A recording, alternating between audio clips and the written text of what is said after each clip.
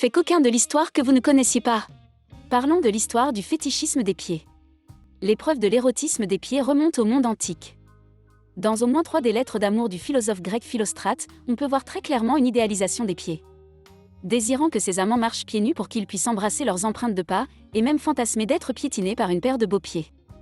Au XIIIe siècle, la poésie des troubadours chantait les louanges du pied féminin, des pieds désirables avec de hautes voûtes et des orteils longs et fins. Au XVIe siècle, une mode de décolleté des orteils émerge, où la chaussure affichera la base des 2 premiers orteils. Oui, le décolleté des orteils.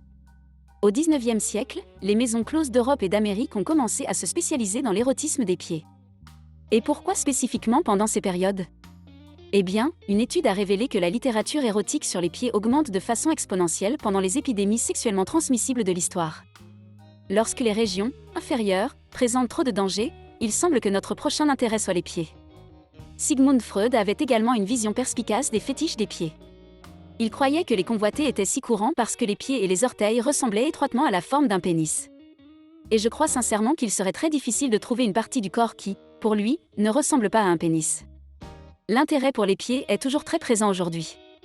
Une étude publiée par le docteur Justine Lemillet a révélé qu'une personne sur 7 avait un fantasme dans lequel les pieds ou les orteils jouaient un rôle de premier plan.